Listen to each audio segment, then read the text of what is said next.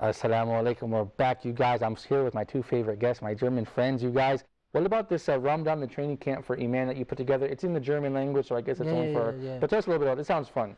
Yeah, I was talking about a lot of things about Ramadan, but actually what we have to realize is that the Iman goes up and down in Ahlus Sunnah wal Jama'ah. The proof of this is, for example, what Allah says in Surah Al-Fath, the 48th chapter in verse 4. He says, هو الذي أنزل سكينة في قلوب المؤمنين ليزدادوا إيمانا مع إيمانهم.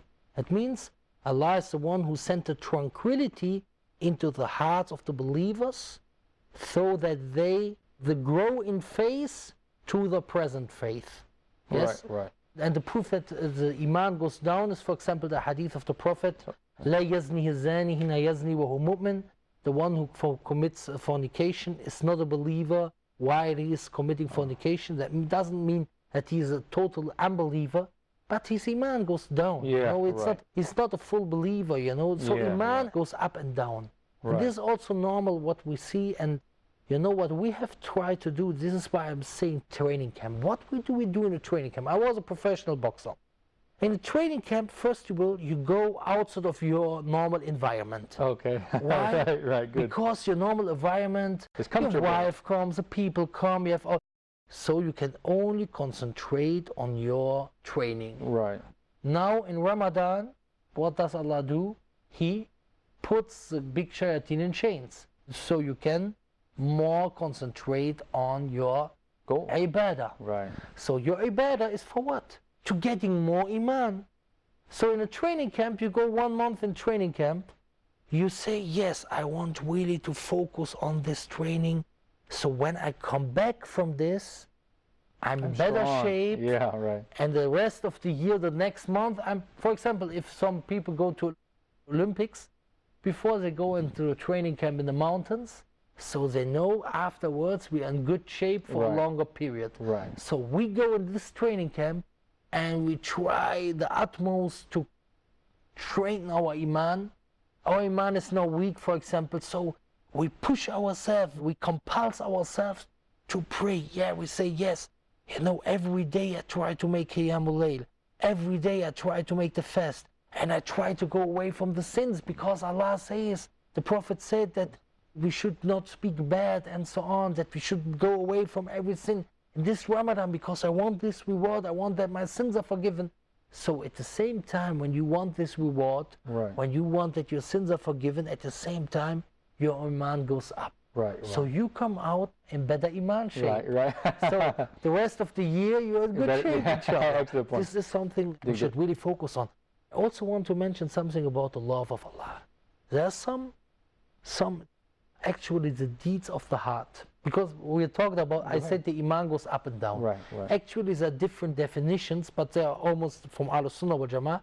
It's like that the Iman is itikadun bil janan, the belief in the heart, wa qawlun bil lisan, and speaking of the tongue, and amalu bil jawari wal arkan, and the deeds of the body, and yazidu bil ta'a wa yanqusu bil ma'asi. It goes up with good deeds and goes down with bad deeds. Right. But a better explanation than this is qawlun wa amal, yazidu wa yanqus. Why?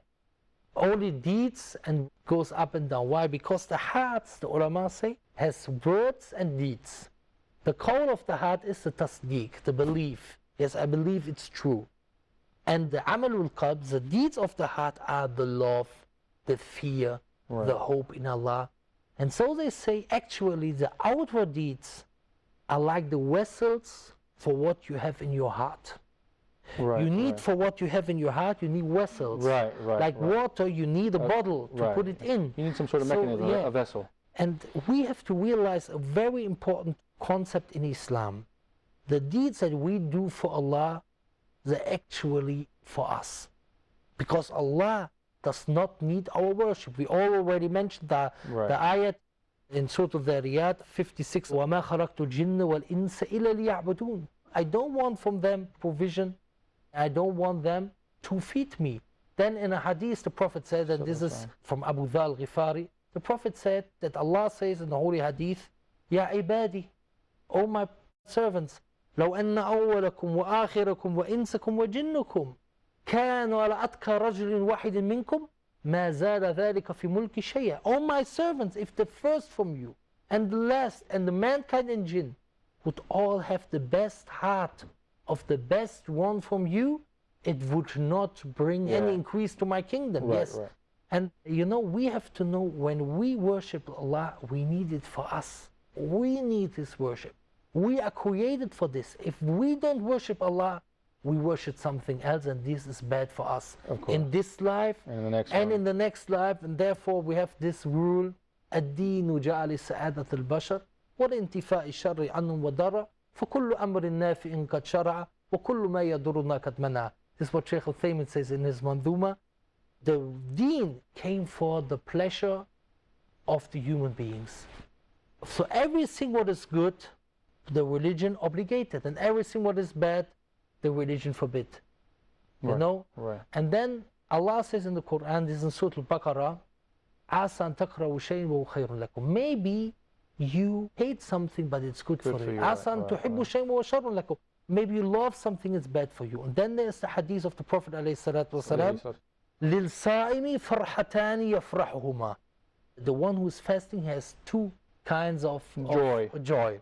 Pleasure. You know, the one who is asking this question, yes, is it not hard? He is actually a non-believer.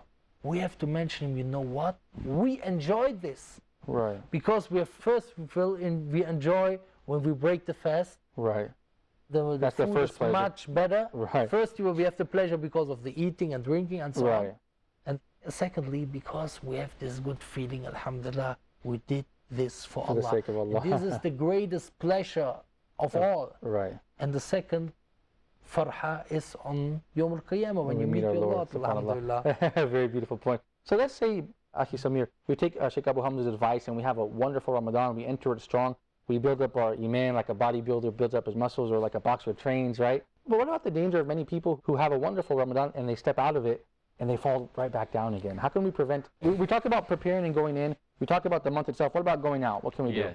Going out. There are certain things Allah has also give us high virtues in certain fastings. There are, for example, the hadith says, he who fasts Ramadan and then fasts 6 days of Shawwal after Ramadan, he is as someone who has fasted the whole year. MashaAllah. Because every day is counted for 10 days. Right. So if he makes 30 days, it's like 300 days, and then those other 6 days of Shawwal is like another 60 days. Right. So it is as if he has fasted, and it is a good virtue to start it as soon as possible, so that you are still in shape, like and you are still you're fit. Your man is strong, right? So many people just after 1-2 days, it is permissible the whole month of Shawwal, but the sooner the better, so you are still used to the fasting.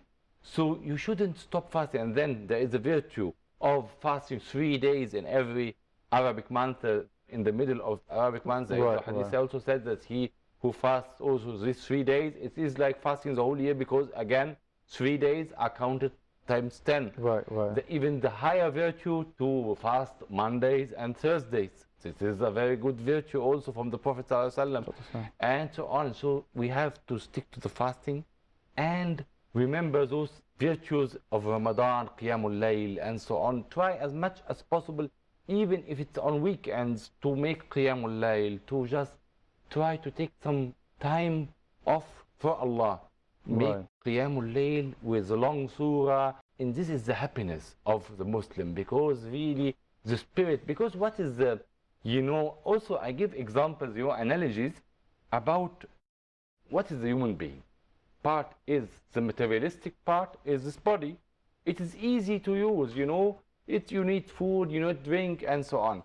But there is another part, the spirit, ruh, the spirituality, where Allah says, يَسْأَلُونَكَ عَنِ الرُّوحِ قُلِ الرُّوحُ مِنْ أَمْرِ رَبِّي وَمَا أُوتِيتُم مِّنَ الْعِلْمِ إِلَّا قَلِيلًا. He says that this spirit is something from Allah, that, it's a challenge till the end of time. Nobody will ever really understand what is the spirit, where it is, where it goes, and so on. It is a secret, a holy secret in this human being. But we know from Islam, Allah gave us this transcription through this religion how to deal with our body, with our spirit. And he told us, first of all, this body and spirit is just an amana. He gave us for a certain time, and he will be asking us about us how we dealt with this amana, with this virtue. So this spirit, what is the food that it needs? It needs this zikrullah. It needs the prayer. The more you feed it, the more you are high. Yeah, if right. your spirit is high, whatever you have problems, whatever you have, if you have a strong, nourished spirit, then you can go through anything, even if they torture you. Right, If you have a strong spirit, then you are strong. Excellent point. Alhamdulillah. So this virtues of fasting, praying, reading Quran, this strengthens your spirit and gives it its nourishment that it needs. Excellent point. Thank you, Samir. I think we only have a minute left for the episode. I want to ask this guy in the studio audience really quick and get your comments. We just have a minute left. What about Eid, you guys? Everybody, when Eid comes, they celebrate for like 6 weeks and they eat cookies and all those things. How do you celebrate Eid? Who has the microphone? Over there in the corner. How many days do you usually spend celebrating Eid? 1 day, 2 days, 3 days? The whole Eid. There's the whole 3? Okay. Yeah. Thank you, brother, for your comment. Sheikh Abu Hamza, real quickly, about 30 seconds. What do you think about Eid? A lot of Muslims nowadays, like, they're playing music and taking the hijab off and eating cookies. I mean, is this the essence of Eid? Of course not. But what can we say to them? We should, the Eid is for us not a festival, where we do sins. Right. But the Eid is for us also kind of worship, that we try to behave as the Prophet did. And right. That we pray the Eid prayer and so on. Right. And we come together for a purpose. Right. Our whole life is worship. And actually, this is a very bad habit that people try to imitate, like the non-Muslims and some kind of art. We're not at Christmas. This is the Eid of the Muslims. Yeah, okay. This is not about dancing or whatever, or hearing music, or whatever. Cookies. Yeah, of course. Excellent. I mean, okay, cookies is not wrong, but Actually, thank you for your time. Thank you for joining us, Brother Samir. I certainly hope to have you again in the future, inshallah. Abu Hamza, thank you for joining us as well, and I look forward to seeing you again, inshallah. Thank you so much, you guys. And to the audience, thank you guys for joining us. We look forward to seeing you next time, inshallah. You guys, thank you for watching Let's Talk. We look forward to seeing you next week, inshallah. Assalamu alaikum wa rahmatullahi wa barakatuh.